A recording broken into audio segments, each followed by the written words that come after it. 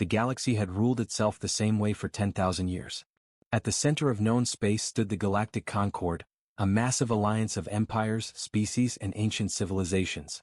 Their capital world, Verelion Prime, glowed like a jewel, layered rings of cities floating above oceans of liquid light, towers carved from crystal alloys, and skies filled with thousands of ships moving in perfect harmony. Here power was measured in age. The older your species, the more respect you commanded. And humans were young. Painfully young. They came from a small yellow star on the edge of the Orion Spur. A noisy, divided species that had only achieved faster-than-light travel less than 2 centuries ago. Their ships were angular and crude. Their technology functional, not elegant. Their history full of wars, against themselves. To the Concord that made humans predictable. The great chamber of the Concord assembly echoed with layered voices. Delegates from dozens of species sat in hovering platforms, their forms wildly different.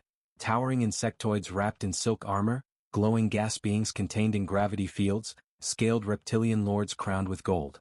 At the center floated the Threxian Imperium. The Threxians were ancient. Their empire spanned 12,000 systems. Their fleets were said to blot out stars. Their warriors were bred for conquest and obedience. Their word in most regions was law. Supreme Executor Veil Kor unfolded his massive armored limbs and addressed the chamber. "The matter is simple," Veil Kor said, his voice amplified through harmonic translators. "The human expansion corridor overlaps Threxian sovereign space. They have refused withdrawal." Soft ripples of amusement passed through the chamber. A smaller delegate, a blue-skinned avian from the Ledhari Union, tilted its head. "The humans? Surely this is a misunderstanding. They are enthusiastic but harmless." Laughter followed. Real laughter. Veil Kor's mandibles flexed in what passed for a smile. "They were given 3 warnings," he continued. "They ignored all 3. A hologram ignited above the chamber.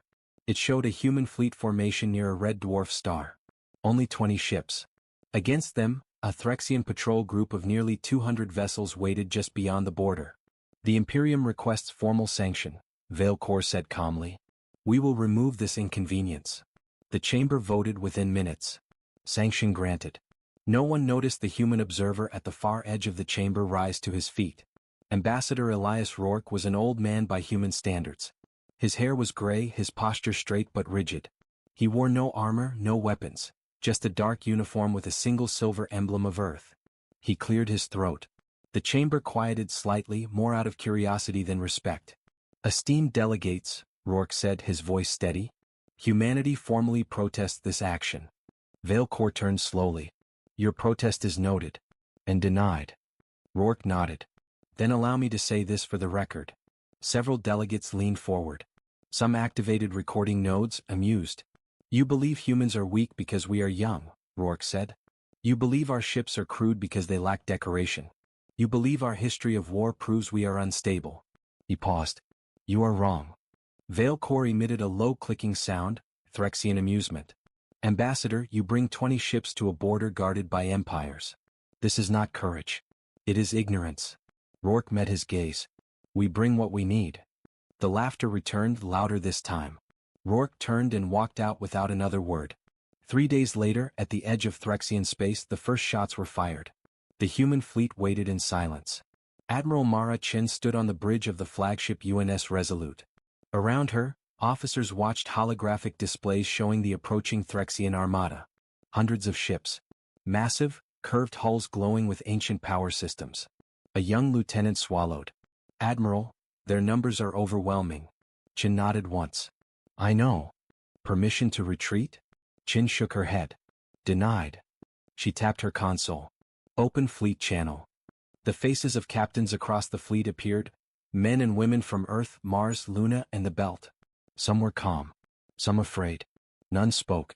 "They think this is a border dispute," Chen said. "They think we're children playing at war." She allowed herself a thin smile. "They forgot something important." The Threxian fleet powered weapons. Energy readings spiked. The void shimmered with lethal intent. "They forgot," Chen continued, "that humans learned war the hard way." She raised her hand. Phase 1. Execute. The human ships did not fire. Instead, space folded. The Threxian sensors screamed as gravity wells bloomed where none should exist. Entire sections of their formation were dragged out of alignment. Communication links collapsed. Navigation systems fed contradictory data. What is happening? Vale Core demanded aboard his command ship. Before anyone could answer, the human fleet vanished. Then reappeared inside the Threxian formation. Point blank. Human rail cannons roared, not with light but with raw mass. Kinetic rounds punched through shields designed for energy warfare. Threxian ships shattered, hulls ripped apart by forces they had not prepared for. The void filled with fire. On Varelian Prime, emergency signals flooded the Concord. Destroyed patrol groups. Lost warships. Impossible maneuvers. In the assembly chamber, silence replaced laughter. Vale Core stared at the data streaming before him. Impossible, he whispered. At the edge of Threxian space, Admiral Chin watched burning wreckage drift past her viewports. She exhaled slowly. Message to Earth, she said. Phase 1 complete. The galaxy had laughed at humanity. Now, for the first time in 10,000 years, the galaxy was afraid. Shock spread through the galaxy faster than light. In the hours after the battle, emergency beacons echoed across Concord space. Broken Threxian hulls drifted near the border, their ancient symbols scorched and torn apart. Entire patrol groups had vanished. Survivors spoke in fractured transmissions filled with static and fear. They appeared inside our formation. Our shields failed. They used gravity as a weapon. No one had ever spoken of humans like this before. On Varelian Prime, the Concord assembly reconvened under red alert lighting. The once beautiful chamber now felt tense, almost claustrophobic. Delegates whispered among themselves. Some refused to sit. Others projected live feeds of the wreckage, unable to look away. Supreme Executor Vale Core stood motionless at the center. His armor was scorched. One limb had been replaced with a mechanical graft. Threxians did not show weakness lightly, but the damage was impossible to hide. This engagement, Vale Core said carefully, was not a defeat. Several delegates exchanged doubtful glances. The humans used unorthodox tactics, he continued. A temporary advantage. It will not happen again. A crystalline being from the old Sethran collective pulsed softly. Your patrol groups were annihilated, Executor. That is not temporary. Vale Core's mandibles snapped shut. The Imperium will respond. A projection appeared above the chamber, Threxian shipyards awakening across dozens of systems. Massive warforms detached from orbital docks. Ancient weapons sealed for millennia were being powered on. We will erase humanity, Vale Core declared. Their fleet, their colonies, their homeworld. A ripple of unease spread through the assembly. The Lethari avian delegate spoke again, quieter now. Is extermination necessary? Yes, Vale Core said without hesitation. They embarrassed us. That word carried weight. Across the chamber, a single human seat remained occupied. Ambassador Elias Rourke watched in silence. When the vote to approve total war was called, he stood. Before you decide, Rourke said, you should know something.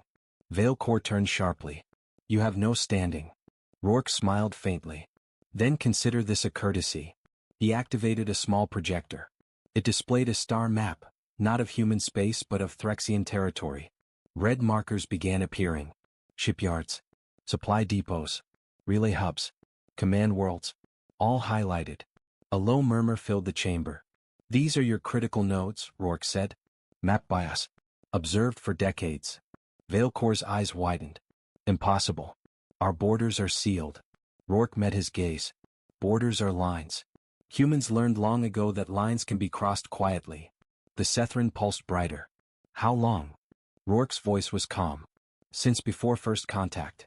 Silence fell. You see, Rourke continued, we knew we were small. Weak. Surrounded. So we did not rush to be feared. He shut down the projection. We rushed to understand. Rourke turned and walked out again. This time no one laughed. Far from Concord space, deep in the dark between stars, the human strategic command nexus came alive. Admiral Mara Chin stood before a vast holographic display. Around her were generals, scientists, and civilian leaders. Mars. The Belt. Unified. They've authorized extermination, Chin said simply. No gasps. No panic. President Alina Voss folded her hands. Expected. General Rahman leaned forward. Imperium fleet movements? Chin expanded the map. Threxian armadas were mobilizing, thousands of ships, converging from multiple directions. They outnumber us 20 to 1, Rahman said. Yes, Chin replied. On paper. Dr. Imani Cade, chief physicist, smiled slightly. They still think this is about ships. Chin nodded. Phase 2. Voss looked around the room. Approved. Chin tapped her console. Across human space things changed. Civilian traffic vanished from known lanes. Colonies went dark, broadcasting false evacuation signals. Old mining worlds powered up systems long thought abandoned. Deep space arrays began humming. In Threxian territory, alarms started going off. One by one, their relay nodes went silent. Communication lagged. Orders arrived late. Entire fleets lost synchronization. Veilcore roared in fury aboard his flagship. Restore the network. They are attacking our infrastructure, a commander hissed. Not directly. Indirectly. Veilcore froze. That was not how wars were fought. Human ships appeared again, but not in fleets. Single vessels. Small groups. Striking and vanishing. Destroying fuel depots. Sabotaging repair yards. Never staying long enough to be caught. The Imperium's massive armadas began to starve. On a shattered moon, a Threxian commander watched his fleet drift powerless. They are hunting us, he whispered. No, another replied. They are shaping us. Weeks later, the Concorde received a transmission. It was human. Admiral Chin appeared on every screen, her face calm, tired, resolute. This is a limited demonstration, she said. We do not want your worlds. We do not want your extinction. Her eyes hardened. But we will not be conquered. Behind her, a star ignited. Artificial. A controlled stellar detonation. Proof of a weapon no one believed humans possessed. This, Chin said, is us being careful. The feed cut. On Varelian Prime, delegates stared in horror. Veilcore felt something unfamiliar coil in his chest. Fear. For the first time, the ancient Imperium understood the truth. The humans were not fighting to win a war. They were teaching the galaxy how fragile it truly was. And Phase 3 had not yet begun. Fear changed everything. Across Concorde space, ancient assumptions cracked. Species that had lived under the shadow of the Threxian Imperium for millennia began to whisper. Border worlds hesitated to answer imperial summons. Merchant fleets altered routes. Even the oldest empires quietly activated defenses they had not used in ages. Humanity had done what no one else ever had. They made the Imperium look vulnerable. On Varelian Prime, the Concorde Assembly convened again, this time behind layered security fields. Delegates no longer floated casually. Guards stood watch.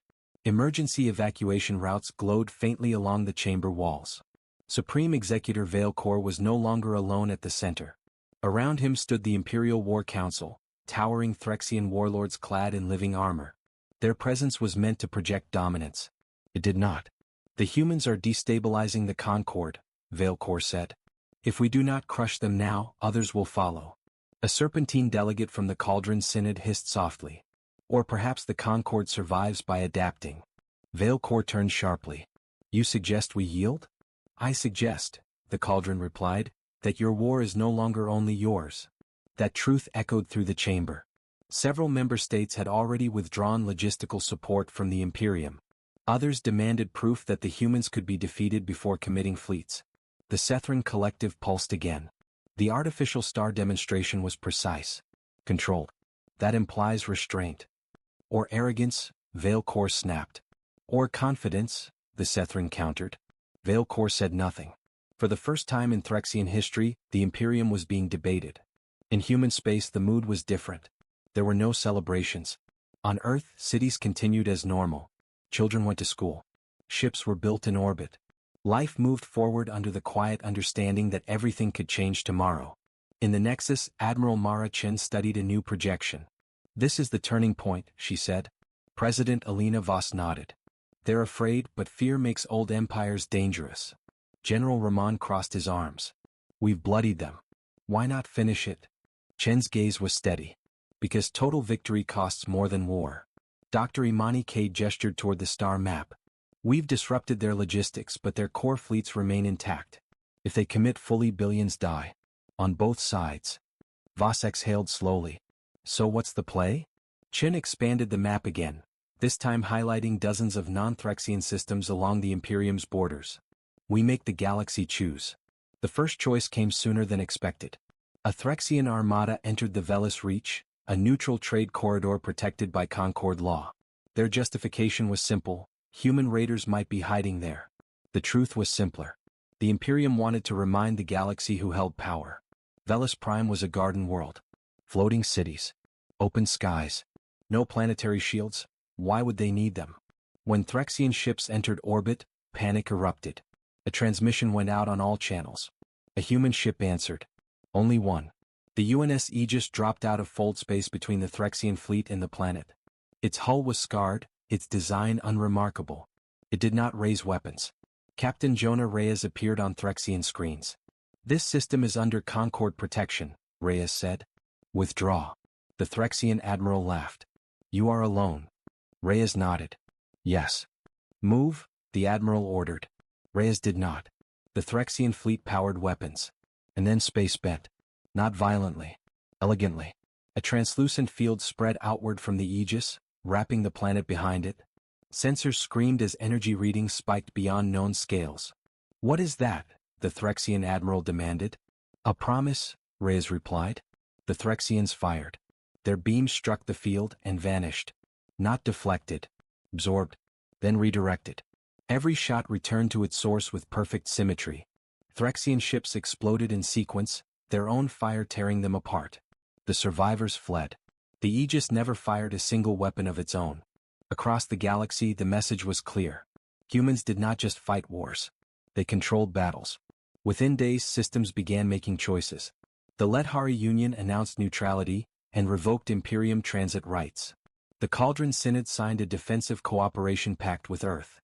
Even minor species once crushed by Threxian expansion quietly opened channels to human diplomats. Veilcore watched the Empire fracture in real time. This is subversion, a warlord snarled. No, Veilcore said softly. This is strategy. For the first time he allowed himself to study the humans, not as enemies but as thinkers. And what he saw unsettled him deeply. A human message arrived. Private. Encrypted. Addressed only to him. Veilcore hesitated before opening it. Ambassador Elias Rourke appeared on the screen. You should end this, Rourke said. Veilcore's voice was low. You presume much. Rourke shook his head. We know how this ends. You throw everything you have at us. We survive. Barely. Your empire doesn't. Silence stretched between them. You want us to kneel? Veilcore said. No, Rourke replied. We want you to stop trying to make us. Veilcore's claws tightened. And if we refuse? Rourke's eyes hardened. Then Phase 4 begins. The transmission ended. Veilcore stared at the dark screen. He realized, too late, that the humans had never been reacting to the Imperium. They had been leading it. And somewhere in the void, something vast was already moving. Phase 4 began without announcement. No explosions. No fleets crossing borders. No grand speeches. Instead, the galaxy started to misbehave. Across Threxian space, stars flickered. Not dying, changing. Fusion outputs shifted by fractions of a percent, just enough to destabilize orbital habitats and power grids. Ancient reactors, calibrated millennia ago, drifted out of tolerance. On industrial worlds, automated factories halted mid-cycle. Mining lasers lost coherence. Gravity wells fluctuated, making safe travel suddenly dangerous. The Imperium had planned for invasion. It had not planned for precision disruption. Veilcore stood on the bridge of his flagship, watching status reports pile up faster than they could be read. These are not attacks, one strategist said, mandibles trembling. They are corrections. Veilcore's voice was tight. Explain. They are adjusting natural systems. Small changes. Perfectly calculated. Our technology assumes stability that no longer exists. Veilcore understood. The humans were not breaking things. They were changing the rules those things depended on. On Earth, Admiral Mara Chen watched similar data, calmly. We're still within safe margins, Dr. Imani Kate said. No stellar collapse. No mass casualties. President Alina Voss nodded. And the Imperium? Their bleeding efficiency, Chen replied. Every day costs them more than the last. General Ramon frowned. We're turning stars into weapons. We're turning knowledge into weapons, Chen corrected. There's a difference. Chen looked at the map again. We warned them. The Concord assembly fell into chaos. Emergency sessions blurred together. Member states demanded explanations. Some accused humanity of violating cosmic law. Others asked, quietly, if human protection was available. The Sethran collective spoke last. This conflict has already reshaped galactic balance, the Sethran pulsed. The Imperium is no longer inevitable. That sentence would have been unthinkable weeks ago. Vale Core felt the weight of history pressing down on him. Threxians did not surrender. They escalated. From the deepest vaults of the Imperium, something ancient stirred. The Worldbreaker fleet. These ships were relics of a forgotten age, planet killers, reality warpers, weapons banned by Concord law and sealed away after nearly tearing the galaxy apart. Activating them would fracture the Concord.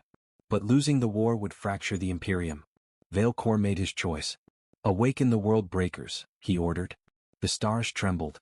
Human sensors detected the change immediately. Admiral Chin stiffened. They've gone there. Dr. Cade's face went pale. Those designs predate most modern physics. We don't fully understand them.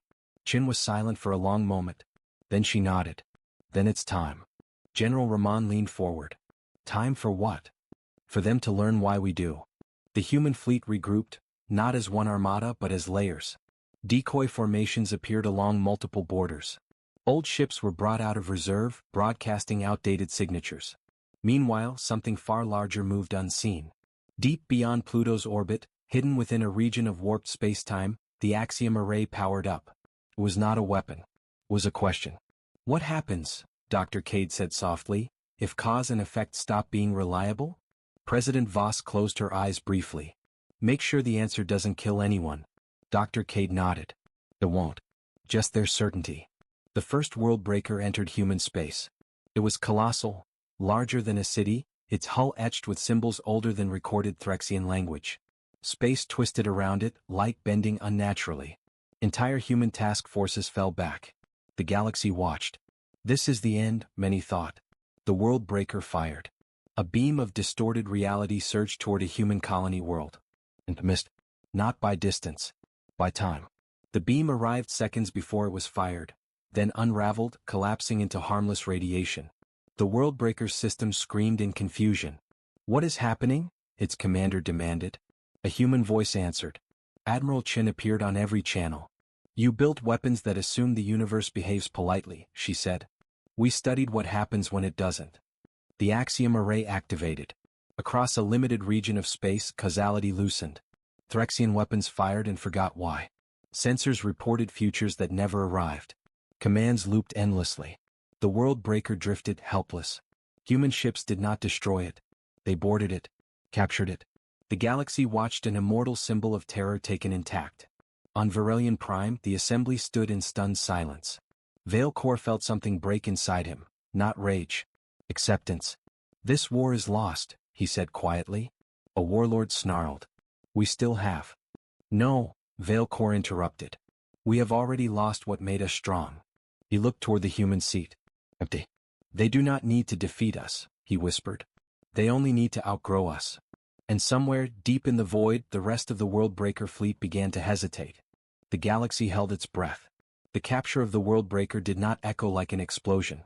It echoed like silence, the kind that follows thunder when everyone waits to see what is still standing. Across Concord space, long-range sensors replayed the same impossible moment again and again. An ancient superweapon rendered harmless, boarded, and taken without annihilation. Not destroyed. Taken. That detail terrified more than any victory blast ever could. On Verelian Prime, the Concord assembly convened under emergency continuity protocols. Entire species attended by projection, unwilling to risk physical presence.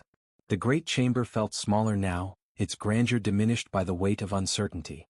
Supreme Executor Vale Core stood alone. The Imperial War Council had not assembled. Some warlords refused to attend. Others could not be reached. A few had already defected, seeking terms, protection, or simply distance from the collapsing center. The Sethran Collective spoke first. The Imperium has crossed a threshold, it pulsed. Weapons sealed by consensus have been deployed and neutralized. Vale Core's voice was steady but hollow. They were necessary. The Cauldron Synod coiled forward. They were ineffective.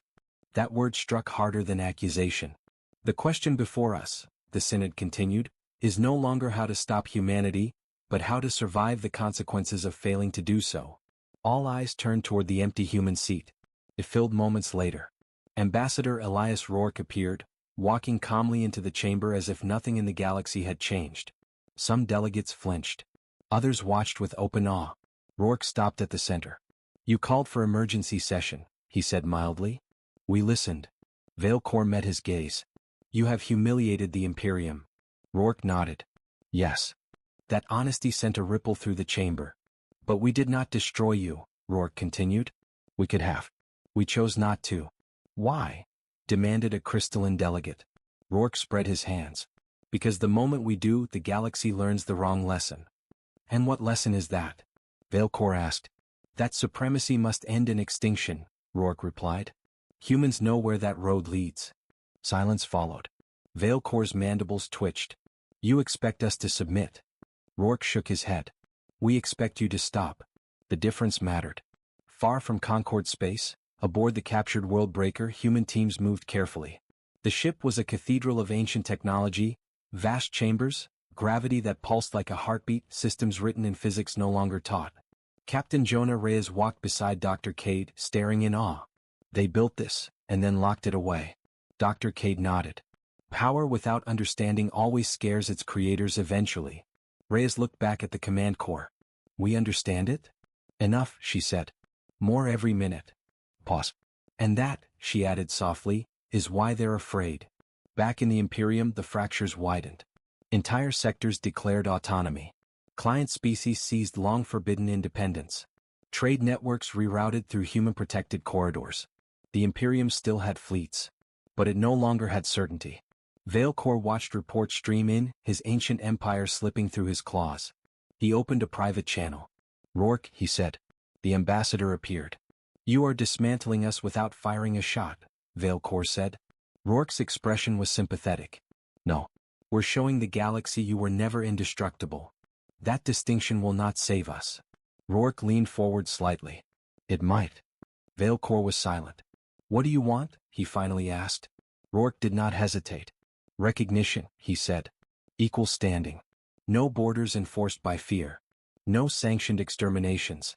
No ancient empires deciding who gets to exist." Veilcore's voice was bitter. "And in return? We stabilize what falls," Rourke replied. "We help the Concord evolve instead of collapse." Veilcore studied him. "You would preserve us," he said slowly, "after everything?" "Yes," Rourke said. "Because someone has to be better than history." The decision shattered tradition.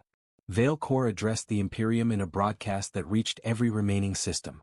"For the survival of Threxian civilization," he declared, "I am invoking the doctrine of continuance." Gasps echoed across countless worlds. The doctrine had been used only once before, when the Imperium chose survival over dominance. "We will seek terms," Veilcore said. The galaxy reeled. Not all accepted it. A rogue Imperial armada loyal to conquest broke away and charged toward Seoul. No diplomacy. No hesitation. A final act of defiance. Human sensors detected them immediately. Admiral Chin stood in the nexus, expression unreadable. "So," General Ramon said quietly, "this is it." Chin nodded. "Yes." She straightened. "Prepare Phase 5. Across human space, ancient safeguards unlocked. The rogue armada entered the outer system. And humanity prepared to end the war. Not with fear, but with final clarity.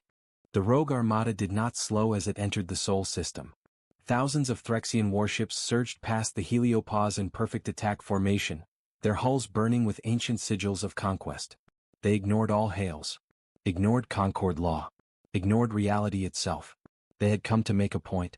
If the Imperium could not rule the galaxy, then it would remind humanity that even gods could bleed. On Earth, people watched the sky. Not in panic. In silence. Orbital platforms moved into position, not hiding, not retreating. Civilian evacuation protocols remained dormant. Cities stayed lit. Children slept. Humanity did not flinch. That fact alone unsettled the approaching Threxian commanders. "They are not scrambling," one hissed. "No planetary shield bloom detected." "Arrogance," another replied. "Prepare bombardment." At the heart of the system, near the orbit of Mars, Admiral Mara Chin stood aboard the UNS Resolute. "This is the line," General Ramon said quietly. "If we cross it." Chin nodded. "I know." She opened a channel, wideband, unencrypted. Her face appeared across the rogue armada. "This is Admiral Mara Chin of Earth," she said. "You are violating Concord space and entering a protected system. No response. You will not reach our worlds, Chin continued. Turn back. The lead Threxian warlord answered at last. We will carve your home into warning, it snarled. Chen's expression did not change. Very well, she said. Observe. She closed the channel. Phase 5, she ordered. Now. Space around Seoul changed. Not violently. Precisely. Human ships did not advance. They anchored, locking into positions defined not by distance but by mathematics. Invisible structures unfolded. Latticeworks of force and probability spanning millions of kilometers. The Threxian armada fired. Nothing happened. Their weapons discharged energy, mass, distortion. And all of it simply stopped. Suspended in space like frozen lightning.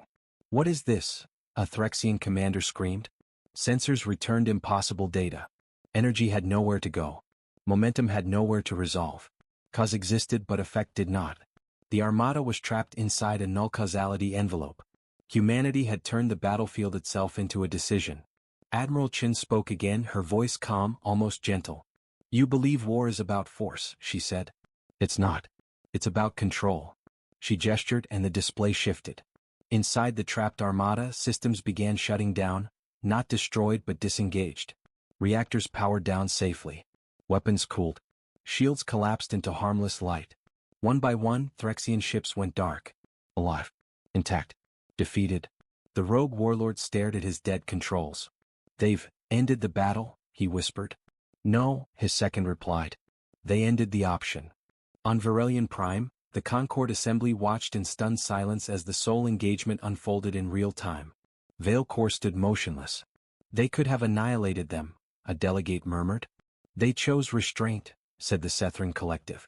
Again. Vale Corps bowed his massive head. The humans have drawn a line, he said quietly, and shown what happens when it is crossed. Back at Seoul, boarding vessels moved in. Human marines, unarmored, faces visible, entered Threxian ships and offered terms. No executions. No humiliation. No revenge. Only containment. Captain Jonah Reyes stood face to face with the captured rogue warlord. You lost, Reyes said simply. The Threxian trembled, not from fear of death but from something worse. Understanding. You could rule us, it said. Why don't you? Reyes paused. Because we know what it costs, he replied. Hours later, Admiral Chen addressed humanity. We did not win today, she said. We concluded. Across Earth, across Mars, across the colonies, people listened. This war ends not because we are strongest, Chen continued, but because we chose not to be monsters. She looked into the camera. And because we made it clear that no one will ever threaten our home again. The message went out across the galaxy. The rogue armada had been neutralized without a single planetary casualty. The Imperium had sued for peace. The Concord faced a new reality. Humanity was no longer a question mark. It was the baseline. And as diplomats began rewriting galactic law, as ancient empires adjusted to a universe where fear no longer ruled, one final truth settled into every mind, human and alien alike. The galaxy had underestimated humanity not because humans were weak, but because they were patient. And now, at last, the galaxy was ready to listen. Only one chapter remained. The war ended without a final explosion. That alone made it legendary. Across Concord space, fleets powered down. Borders that had been enforced by terror for millennia dissolved into negotiation lines and diplomatic corridors. The stars felt quieter, not empty but released. On Varelian Prime, the Concord Assembly convened for what historians would later call the Reformation Session.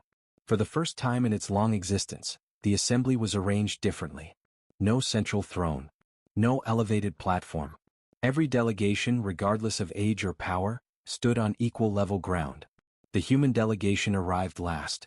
Ambassador Elias Rourke walked beside Admiral Mara Chin, President Alina Voss, and representatives from Earth, Mars, Luna, and the Belt. They wore no armor. No symbols of conquest.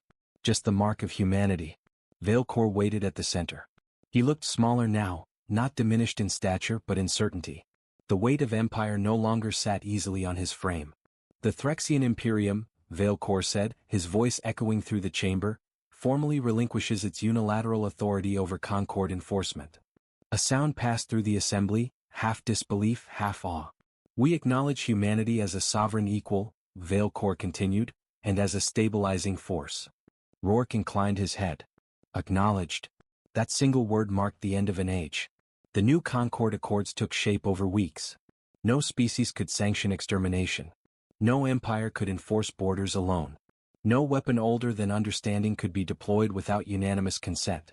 And for the first time, a new clause was added. Human oversight of strategic equilibrium. Not command. Oversight. The galaxy accepted it because everyone knew the truth. If humans had wanted command, they would already have it. In the quiet aftermath, Admiral Chin stood alone on the observation deck of the UNS Resolute, watching Earth spin below. Dr. Imani Cade joined her. "We could have gone further," Cade said. "Reshaped everything." Chin nodded. "Yes. Why didn't we?" Chin smiled faintly. "Because the goal was never to rule the galaxy." She looked at the stars. "It was to make sure no one ever could again." Elsewhere, the captured worldbreaker was dismantled, not scrapped but studied. Its technology was shared under strict limitations, its lessons recorded in archives accessible to all Concord members. Power became something transparent, and therefore manageable. Years passed. Humanity expanded, not in conquest but in presence. Human diplomats became mediators. Human engineers rebuilt damaged worlds. Human fleets patrolled not as enforcers but as guarantors. Stories spread. Of the day a single human ship stopped an armada. Of stars that bent but did not break. Of an empire that learned restraint from a younger species. Children across alien worlds played games where humans were not villains or gods, but the ones who stood their ground.